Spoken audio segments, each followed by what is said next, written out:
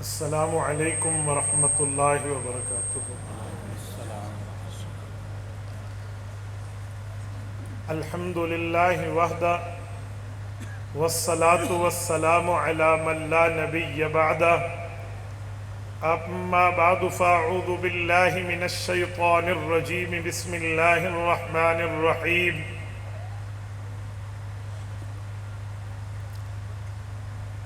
وما ارسلناک الا رحمة للعالمین۔ عن ابی ہریرہ رضی اللہ تعالی عنہ قال قال رسول اللہ صلی اللہ علیہ وسلم فضلت علی الانبیاء بست اوتیت جوامع الکلم ونصرت بالرعب واحلت لی الغنائم وجعلت لي الأرض مسجدا وطهورا وأرسلت إلى الخلق كافة وختم بي النبيون۔ رواه الإمام الهمام المسلم في صحيحه۔ صدق الله العظيم وبلغنا رسوله النبي الأمي الكريم، ونحن على ذلك لمن الشاهدين والشاكرين، والحمد لله رب العالمين۔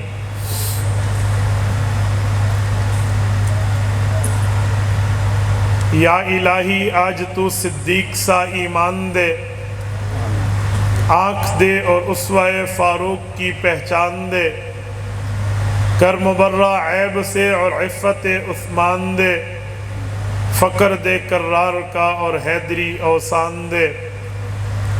معزز دوستو، آج 6 جنوری 2022 بروز جمعرات ہے، اور یہاں فیصل آباد میں جامعہ مدینۃ العلم کی سالانہ تقریب ختم بخاری ہے۔ ہمارے اسٹیج پر معزز مکرم محترم علماء کرام کے ایک جمع غفیر موجود ہے۔ شیخ الحدیث حضرت مولانا محمد الیاس دامت برکاتہم، اور اسی طرح مخدوم العلماء حضرت مولانا محمد انوری دامت برکاتہم العالیہ، حضرت مولانا مفتی زین العابدین رحمہ اللہ کے جانشین مولانا یوسف ثالث دامت برکاتہم العالیہ، اور اسی طرح علمی میدان میں اہل باطل کا مقابلہ کرنے والے حضرت مولانا محمد نواز حذیفی دامت برکاتہم العالیہ، اور میں شیخ الحدیث حضرت مولانا محمد نواز دامت برکاتہم العالیہ کی دعوت پرخلوص پر آپ کی خدمت میں موجود ہوں۔ میرے دوستو، تقریب ختم بخاری ابھی ہوا چاہتا ہے۔ طلباء دورہ حدیث صحیح البخاری کی آخری حدیث آپ کے سامنے پڑھیں گے۔ میرے ساتھیوں، میں نے احادیث پاک کی اہمیت کے حوالے سے چند معروضات آپ کی خدمت میں پیش کرنی ہے۔ سب سے پہلی بات یہ ہے کہ ہم لوگ رسالت مآب صلی اللہ علیہ وآلہ وسلم کی احادیث کو بھی آسمان کی وحی سمجھتے ہیں۔ جیسے قرآن کریم اللہ رب العزت کی وحی ہے، اللہ کی طرف سے نازل ہوا ہے، ویسے احادیث نبویہ بھی اللہ رب العزت کی وحی ہیں، اللہ رب العزت کی طرف سے آئی ہیں۔ من جملہ باقی فرقوں میں ایک فرق یہ بھی ہے کہ قرآن کریم میں الفاظ بھی اللہ تعالیٰ کے ہیں، معنی مطلب مراد مفہوم بھی اللہ تعالیٰ کا ہے، لیکن احادیث نبویہ میں معنی مطلب مراد مفہوم تو اللہ کا ہے، لیکن الفاظ رسول اللہ کے ہیں۔ اور یہ بات واضح سمجھ لینی چاہیے کہ رب کریم نے قرآن بھی اتارا ہے اور احادیث بھی اتاری ہے۔ یہ صرف ہمارا دعویٰ نہیں ہے، بلکہ ہم اس دعویٰ پر دلیل رکھتے ہیں۔ سورت نمبر 4 سورت نساء آیت نمبر 113، رب کائنات نے فرمایا وَأَنزَلَ اللَّهُ عَلَيْكَ الْكِتَابَ وَالْحِكْمَةَ وَعَلَّمَكَ مَا لَمْ تَكُنْ تَعْلَمُ وَكَانَ فَضْلُ اللَّهِ عَلَيْكَ عَظِيمًا۔ اے میرے پاک پیغمبر، میں نے آپ پر قرآن بھی نازل کیا اور احادیث پاک بھی نازل کی ہیں۔ قرآن اور حدیث کے نازل کرنے سے پہلے آپ ان علوم سے ناواقف تھے، اور رب کریم نے قرآن اور سنت آپ کو پڑھا کر سمجھا کر آپ پہ بہت بڑا فضل عظیم کیا ہے۔ جب قرآن کریم حضور پاک کی احادیث کو آسمان سے نازل کہتا ہے تو ہمارے دعویٰ اس بات میں ثابت ہو گیا کہ حدیث پاک بھی آسمانی چیز ہے۔ اور میرے دوستو، پیغمبر کریم صلی اللہ علیہ وآلہ وسلم کی احادیث کی جہاں اور حیثیتیں ہیں، وہاں ایک حیثیت استدلالی ہے، ایک حیثیت ایمانی ہے۔ ایمانی اور استدلالی حیثیت کا عوامی مطلب یہ ہے کہ جب ہم ایمان لائیں گے ترتیب کیا ہوگی، اور دلیل دیں گے ترتیب کیا ہوگی۔ یاد رکھنا، جب کسی دعویٰ کی دلیل پیش کی جاتی ہے تو سب سے پہلے اللہ کے قرآن کو پیش کیا جاتا ہے۔ اللہ کا قرآن ترتیب دلائل میں اول ہے۔ اللہ کی کتاب ترتیب دلائل کے اعتبار سے پہلے پیش ہوتی ہے، کیونکہ قرآن کریم اللہ کی کتاب ہے۔ دلیل میں پہلے قرآن، پھر رسول اللہ کا فرمان، پھر امت کا اجماع، پھر اس کی تائید میں قیاس شرعی، یہ ترتیب دلائل ہے۔ لیکن ایک ترتیب اس سے ہٹ کے ہے جسے ترتیب ایمانی کہتے ہیں۔ وہ ترتیب ایمانی میں قرآن کریم پہلے نہیں ہے، احادیث نبویہ پہلے ہیں۔ ترتیب ایمانی میں کتاب اللہ اول نہیں ہے، فرمان رسول اللہ اول ہیں۔ آپ کہیں گے کیسے؟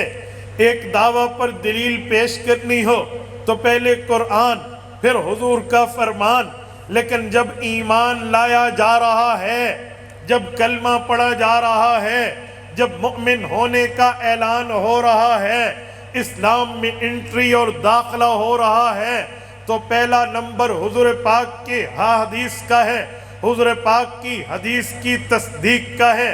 آپ کہیں گے کیسے؟ ہمیں اللہ کا قرآن بطور ایمان ملا ہے۔ یہ اللہ کی کتاب سچی کتاب ہے۔ اللہ کی کتاب اللہ کی طرف سے ہے۔ اللہ کی کتاب وحی سے نازل ہو کر آئی ہے۔ یہ بات ہمیں کس نے بتائی؟ بولیے، کس نے بتائی؟ رسول اللہ نے بتائی۔ ہم نے حضور پاک کے فرمان پہ اعتماد کیا، حضور پاک کے فرمان کو مانا، پیغمبر کی حدیث کو تسلیم کیا کہ یہ کتاب اللہ کی ہے، یہ قرآن اللہ کا ہے، یہ وحی اللہ کی ہے، یہ اسلام اللہ کا ہے، یہ مذہب اللہ کا ہے، یہ دین سچا ہے۔ ہم نے حضور پاک کی بات پر اعتماد کیا تو قرآن پر اعتماد کیا، حضور کی احادیث کو مانا تو قرآن کو مانا، حضور کے فرمان کو تسلیم کیا تو شریعت کو تسلیم کیا۔ تو پہلے ایمان حدیث پر ہوا، بعد میں ایمان قرآن پر۔ ترتیب ایمانی اور ہے۔ اور ایک بات میں مزید بھی عرض کرتا ہوں، یاد رکھیں پیغمبر کریم کی حدیث کی وہ ویلیو ہے، رسول اللہ کی حدیث کی وہ حیثیت ہے کہ اگر کوئی شخص رسالت مآب علیہ السلام کے حدیث پاک کا انکار کرے، اس کی حالت کیا ہوتی ہے، اس کا مقام کیا بنتا ہے، اس پر اسلامی حکم کیا لگتا ہے۔ یہ بات یاد رکھیں، اللہ کی کتاب کا نمبر بعد میں ہے، لیکن حدیث پاک کے انکاری کو اللہ لعنتی قرار دیتے ہیں، حدیث پاک کے منکر کو اللہ کافر قرار دیتے ہیں، حدیث پاک کے ٹھکرانے والے کو اللہ غرق کر کے فرعون بنا دیتے ہیں۔ آپ کہیں گے کیسے؟ آؤ کھولتے ہیں حضرت موسیٰ علیہ السلام کے حالات کو۔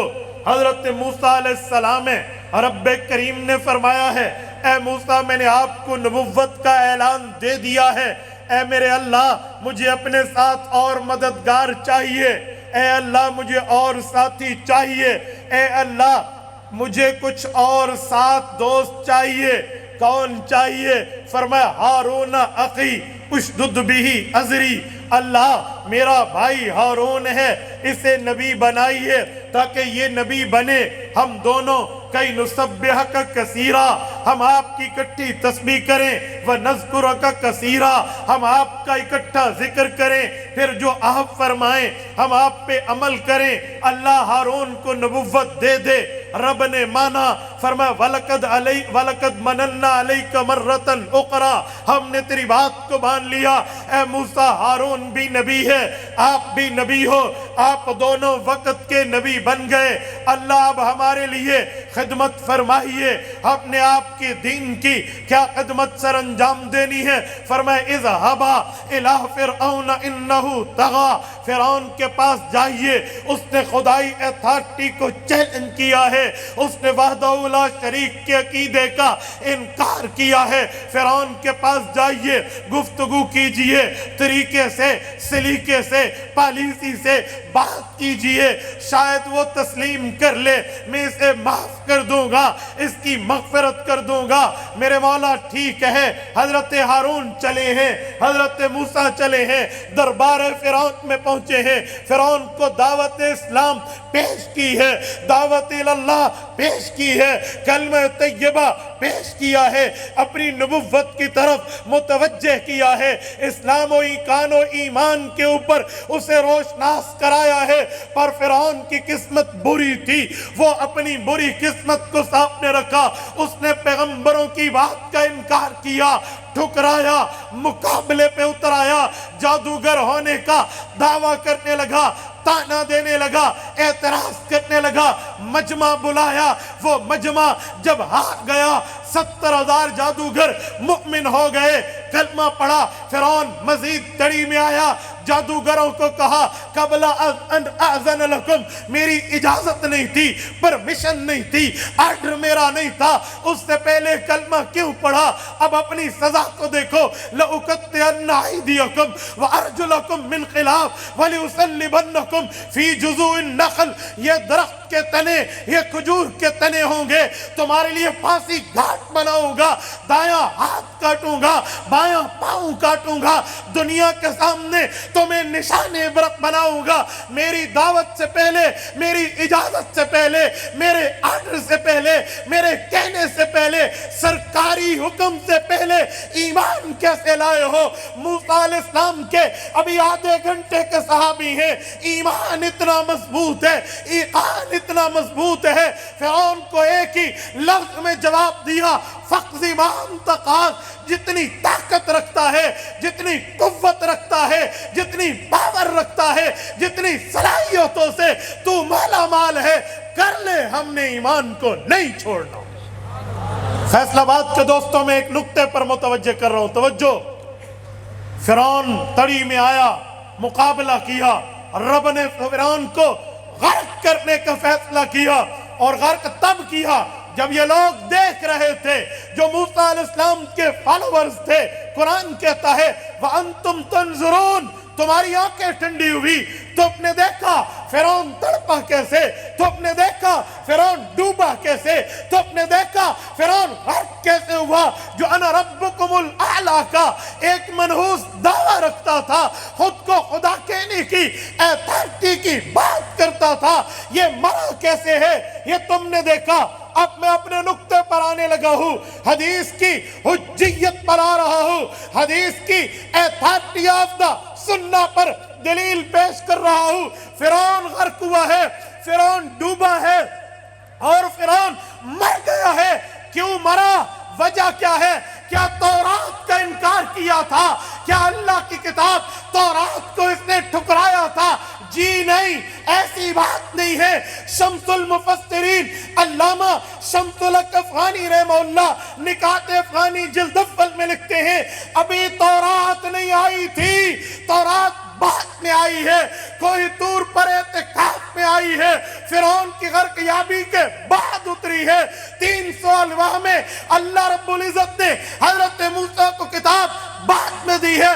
فرعون مرا پہلے ہے، فرعون غرق پہلے ہوا ہے، فرعون ذلیل پہلے ہوا ہے۔ وجہ کیا ہے؟ فرمایا ایک ہی وجہ ہے کہ حدیث موسیٰ کا انکار کر رہا تھا، حدیث موسیٰ کا انکاری تھا، احادیث کا منکر تھا۔ پیغمبر وقت کے نبی کی احادیث کا انکار کرنا اتنا بڑا جرم ہے، وقت کے پیغمبر کی حدیثوں کو ٹھکرانا اتنی بڑی لعنت ہے، وقت کے پیغمبر کی حدیث پاک کو انکار میں پھینک دینا اتنا بڑا منحوس فعل ہے کہ اللہ فرعون بنا دیتا ہے۔ یہ حدیث پاک کی اہمیت ہے، یہ حدیث پاک کی ویلیو ہے۔ آپ اس سے خود اندازہ لگائیں کہ جس حدیث پاک کی مجلس میں آپ اور ہم جمع ہیں، یہ کتنی مبارک محفل ہے۔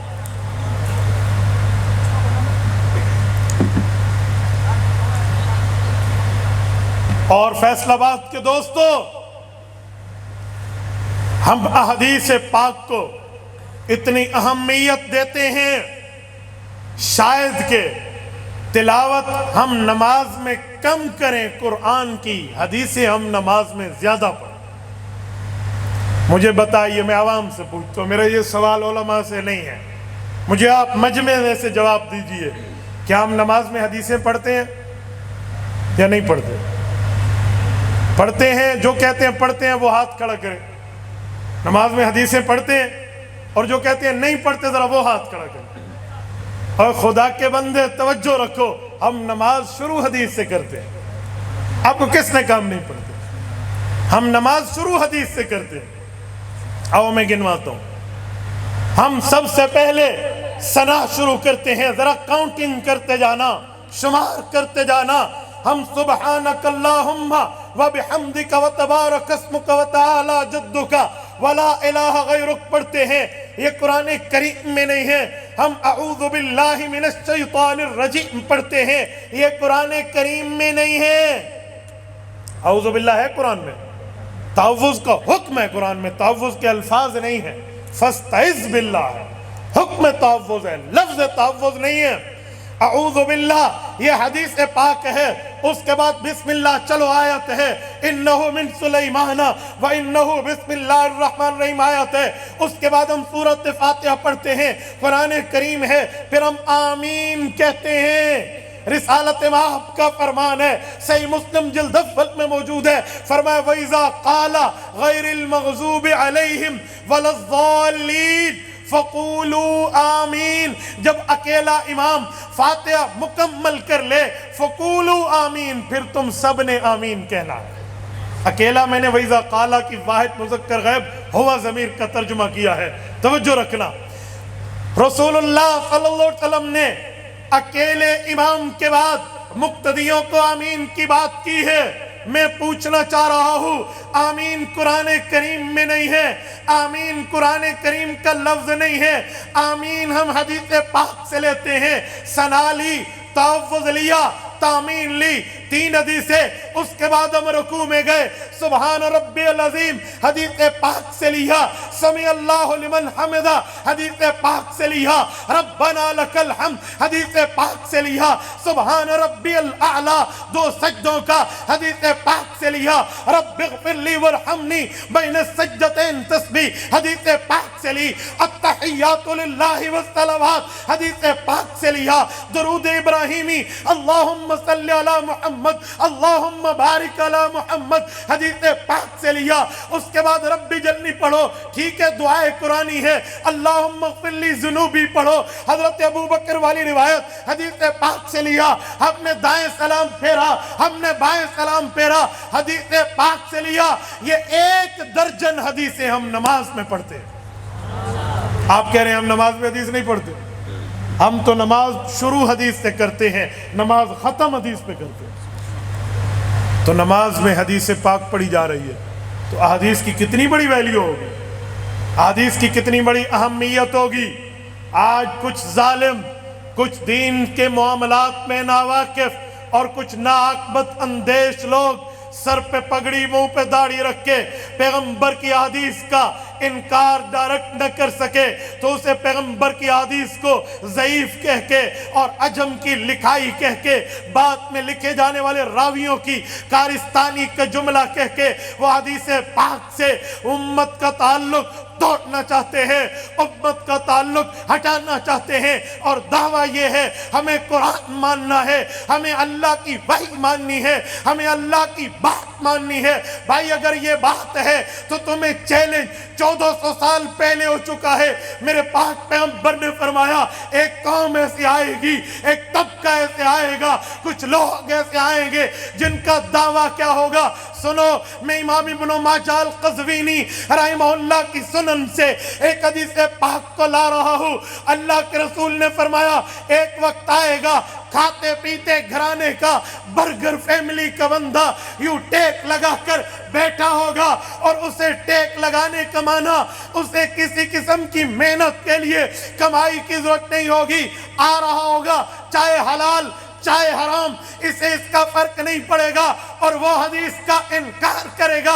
پیغمبر کریم علیہ التحیۃ والتسلیم نے فرمایا لا الفین احدکم متکئا علی اریکتہ یأتیہ الامر مما امرت بہ او نہیت عنہ فیقول لا ادری ما وجدنا فی کتاب اللہ اتبعنا۔ کہا لوگو، اے میرے صحابہ، امت تک یہ بات بتلا دو، ایک وقت آئے گا کھاتے پیتے گھرانے کا بندہ یوں ٹیک لگا کر بیٹھے گا اور کہے گا مجھے کوئی بات شریعت کی پیش کرو، لوگ پیغمبر کا حکم پیش کریں گے انکار کر دے گا، پیغمبر کی منع پیش کریں گے انکار کر دے گا، وہ کہے گا میں تو صرف قرآن ہی مانتا، میں نے تو صرف قرآن ماننا ہے۔ فرمایا میرے امتیوں ایسے نہ ہو جانا۔ اور سنو، احادیث پاک کے منکر کو ہم ایک جملہ کہتے ہیں، کوئی مجھے حدیث کا انکاری ملے تو میں کہتا ہوں کل کی دعوت کر رہا ہوں تیری، ٹھیک ہے میرے پیسے تو بہت لگیں گے لیکن میں آپ کی دعوت آپ کو کھلاؤں گا۔ وہ شاید پوچھے کون سی چیز کھلاؤ گے، اسے کہو ڈینکی فاسٹ فوڈ نہیں، گدھا پکا کر کھلائیں گے، گدھا روسٹ کر کے کھلائیں گے۔ وہ کہے گا کیوں؟ انہیں کہنا اگر حدیث کو چھوڑے تو گدھا تیرے لیے حلال بن جائے۔ بھائی بتا، گدھے کی چوڑی کھانی ہے، گدھے کی دستی کھانی ہے، گدھے کی سری کھانی ہے، گدھے کے پائے کھانے ہیں، یا آپ نے گدھے کے ونگز کھانے ہیں؟ کیا روسٹ آپ کو گدھے کا کلیجہ چاہیے؟ آپ کو گدھے کی کڈنی چاہیے؟ آپ کو گدھے کے کچھ اور معاملات چاہیے؟ کیا چاہیے بولو تاکہ پتہ چلے تو واقعی حدیث پاک کو دل سے بھی نہیں مانتا۔ تو گدھا روسٹ کھا لے، ڈینکی روسٹ آپ کو کھلانے کے لیے تیار ہیں، آپ تیار ہیں؟ کوئی ماننے کے لیے تیار نہیں ہے۔ اوے بے شرم، تو پیغمبر کی حدیث کا انکار کرتا چلا جائے قرآن کریم کے نام پہ، اور جب بات دلیل کیا ہے پھر آئے بائیں شائے، یوں نہیں ہونے دیں گے۔ حدیث پاک کی اہمیت مسلم ہے، وہ اپنی جگہ قائم ہے۔ اور سنو، میں ایک بات اس پر مزید عرض کر رہا ہوں، اگر پیغمبر کی حدیث کسی بات کا حکم کرے اور لوگ اعتراض کریں کہ یہ کیا ہو گیا ہے، تو اللہ کا قرآن پیغمبر کی حدیث کی صفائی میں آتا ہے، پیغمبر کی حیثیت کے جواب میں آتا ہے، اور پیغمبر کی اس بات کو رب کا قرآن ڈیفینڈ کرتا ہے، دفاع کرتا ہے۔ مثلا اور چھوڑیے، میں ایک آسان سی ایگزامپل دینے لگا ہوں، بالکل آسان مثال۔ دوسرا پارہ کھولیے، سورت نمبر 2 سورۃ البقرہ کے دوسرے پارے کا پہلا صفحہ کھولیے، سیقول السفہاء کی آیت کھولیے۔ یہ رب العزت نے ایک یہاں پر حکم جاری کیا ہے، کیا؟ فَوَلِّ وَجْهَكَ شَطْرَ الْمَسْجِدِ الْحَرَامِ، کعبۃ اللہ کو منہ کر لیجئے، نماز ادھر منہ کر کے پڑھیے۔ آج تک بیت المقدس کو منہ تھا، پاکستان میں بیت المقدس شمال سائڈ بنتی ہے اور ہمارا مغرب یہ بیت اللہ بنتا ہے، پاکستان کے حساب سے میں بات کر رہا ہوں۔ تو پہلے شمال کی طرف منہ تھا، پھر مغرب کی طرف ہوا۔ تو جب یہ حکم آیا، اعتراضات شروع ہو گئے، اشکالات شروع ہو گئے، پہلے کہاں تھے اب کہاں ہیں، پہلے حکم فلاں، پھر ادھر، پھر پہلے ادھر نماز اب ادھر، وہ ضائع یا یہ ضائع، وہ نہ ہوئی یا یہ نہ، مختلف چیمہ گوئیاں۔ حدیث پاک کے منکر کو رب نے سٹوپٹ کہا ہے، بے وقوف۔ پارہ شروع فرمایا سیقول السفہاء، سفہا پرولر ہے، جمع ہے، اس کا سنگولر اور واحد بنتا ہے سفیہ، بے وقوف جسے کہتے ہیں اسٹوپٹ میں، بے وقوف آدمی جس کا دماغ کوئی نہ ہو، چبل بٹا چبل جس کو پنجابی میں آپ کہہ لیں، یہ بے وقوف۔ عرب فرماتے ہیں سیقول السفہاء، بے وقوف یہ باتیں کر رہے، پیغمبر پہ اعتراض کر رہے، ما واللہم عن قبلۃ اللہ، ان کو کنہوں نے ہٹا دیا، پہلے کہاں تھے اب کہاں ہے؟ اور رب نے جواب میں فرمایا سنو، وما جعلنا القبلۃ التی کنت علیہا، محبوبم پریشان نہ ہونا، محمد الرسول اللہ کو تسلی دیتے ہوئے رب نے آیت اتاری، فرمایا پریشان نہ ہونا، دفاع میرے ذمے، وما جعلنا القبلۃ التی کنت علیہا، جو پہلا قبلہ تھا حکم ہم نے دیا تھا، جو اب قبلہ ہے حکم ہم نے دیا ہے۔ یہ اللہ نے آیت اتاری، بیت المقدس کی طرف منہ کرنے کا حکم ربانی ہے، بیت اللہ کی طرف منہ کرنے کا حکم خدا بندی ہے۔ اللہ نے فرمایا جب اللہ چاہے ادھر منہ کرائے، اللہ چاہے ادھر منہ کرائے۔ سنو بات مکمل نہیں، میں نکتہ دے رہا ہوں، سوال اٹھتا ہے۔ رب کریم نے فرمایا وما جعلنا القبلۃ التی کنت علیہا، ہم نے یہ حکم دیا تھا کہ آپ بیت المقدس کی طرف منہ کیجئے۔ میں اہل علم کی موجودگی میں بڑی جرت سے بات کر رہا ہوں، اور میرے اس مسئلے پر پاؤں ریت کی دیوار پہ نہیں ہے، رب جانتا ہے عہد سے مضبوط چٹان پر ہیں۔ میں کہہ رہا ہوں رب نے فرمایا بیت المقدس کی طرف منہ کرنے کا حکم حق نے دیا تھا۔ اے منکرین قرآن کا طبقہ، اے منکرین حدیث پاک کا طبقہ، پیغمبر کی حدیث کے انکاریوں، حدیث پاک کو ضعیف کہہ کے پیغمبر کی حدیث کے انکار حدیث کے فتنے کو اٹھانے والوں، اگر تم میں جرت ہے، تم علمی طاقت رکھتے ہو، تم میں کوئی دینی اہمیت موجود ہے، مجھے الحمد کی الف سے والناس کی سین تک قرآن کے 30 پاروں میں 114 سورتوں میں 86 مکی 28 مدنی سورتوں میں قرآن کریم کے 120 پاؤں میں 540 رکوع میں 6500 سے کم و بیش آیات میں 7 منازل میں کسی ایک آیت میں دکھا دو، کسی سورت میں دکھا دو، کسی پاؤں میں دکھا دو، کسی رکوع میں دکھا دو، کسی پارے میں دکھا دو، کسی صفحے میں دکھا دو، کسی آیت کا ٹکڑا دکھاؤ اور رب فرمائیں بیت المقدس کی طرف منہ کرو۔ یہ حکم نہیں تو اللہ نے کیوں فرمایا کہ ہم نے حکم دیا؟ اللہ کا حکم تو قرآن میں ہے۔ جب رب فرماتے ہیں حکم ہم نے دیا، احکام قرآن میں ہے، اور یہ آیت قرآن میں نہیں ہے کہ بیت المقدس کی طرف منہ کرو، تو پھر رب نے کیوں فرمایا؟ یا تو نعوذ باللہ قرآن سے بھی ہاتھ دھو لو، اور بات اسلام کی کرو گے، ایمان کی کرو گے، عقیدت اور محمد الرسول اللہ کی محبت اور اتباع کی کرو گے، تو آؤ پھر بات بن جاتی ہے۔ من عطا جو باؤں میں ایک جملہ کہہ رہا ہوں، پھر بات یہ بنتی ہے رب نے فرمایا حکم ہم نے دیا، وہ آیات قرآنی کا حکم نہیں تھا، وہ فرمان پیغمبر کا حکم تھا، قول رسول کا حکم تھا، حدیث پیغمبر کا حکم تھا۔ حضور پاک نے اللہ کی بات کو اپنے دل میں لیا، حدیث میں فرمایا، سنت میں بتایا، فعل سے بتایا، عمل سے بتایا، اپنے طریقے سے بتایا۔ بیت المقدس کی طرف منہ جاری رکھو، 17 مہینے جاری رہا، پھر رب نے بیت اللہ کی طرف منہ کا حکم دیا۔ پتہ چلا حضور پاک حدیث میں جو حکم دے وہ حکم حضور کا بعد میں ہے، اللہ کا پہلے ہے۔ اگر یہ جواب نہ لیں تو کسی مائی کے لال میں وہ جرت نہیں ہے جس نے ماں کا دودھ پیا ہو اور وہ اس کا جواب دے پائے۔ یقین مانیے یہ آیت پیغمبر کریم صلی اللہ علیہ وسلم کی حدیث پر مہر تصدیق ثبت کرتی ہے۔ میں صرف ایک بات کر رہا ہوں، ورنہ آپ اپنے اکابر کو پڑھیے، میں آپ کو متوجہ کرتے ہوئے خصوصاً اپنے طلباء کو اس بات کی طرف متوجہ کرتے ہوئے کہتا ہوں، آپ نے دورہ حدیث کیا ہے، حجیت حدیث پر دلائل کا ایٹم بم بن جائیے، آپ کو بڑا کام دے۔ اور چھوڑیے، میں ایسی کتاب کا ذکر کر رہا ہوں جو بڑی بڑی لائبریریوں پر بھاری ہے، اور بڑی بڑی لائبریریوں پر وہ کتاب بھاری میرا لفظ نہیں ہے، جس ضلع میں بیٹھا ہوں اس مورخ اسلام شہید ناموس صحابہ علامہ ضیاء الرحمن فاروقی شہید رحمہ اللہ کا قول پیش کر رہا ہو، فرمایا رب نے مفکر اسلام حضرت علامہ Khalid Mahmood P H D London رحمہ اللہ کے قلم کو وہ جولانی دی ہے جو انہوں نے آثار الحدیث کے نام سے پیغمبر کی حدیث کے دلائل کی روشنی میں 2 جلدوں میں وہ علمی ذخیرہ جمع کیا ہے جو بڑی بڑی لائبریریوں پر بھاری ہے۔ آپ اس کو اپنے مطالعے میں رکھیے، یہ نہ کہیے یہ اردو میں ہے، خدا کی قسم یہ اردو بڑی بڑی عربک پر بھاری ہے۔ آپ اپنے اکابر کو تو دیکھیے، اپنے اکابر کو پڑھیے، اپنے بڑوں کو پڑھیے، اور سنو عقل مند اولاد وہ ہے جو ضرورت ہو تو اپنے ماں باپ سے لے۔ ابھی حضرت مولانا محمد نواز دامت برکاتہ مجھے فرما رہے تھے کہ میں نے یہ کتاب اپنے والد مکرم سے پڑھی، آج مجھ سے طلبہ پڑھ رہے ہیں۔ یہ عقل مندی ہے نا، اپنے بڑوں سے لے۔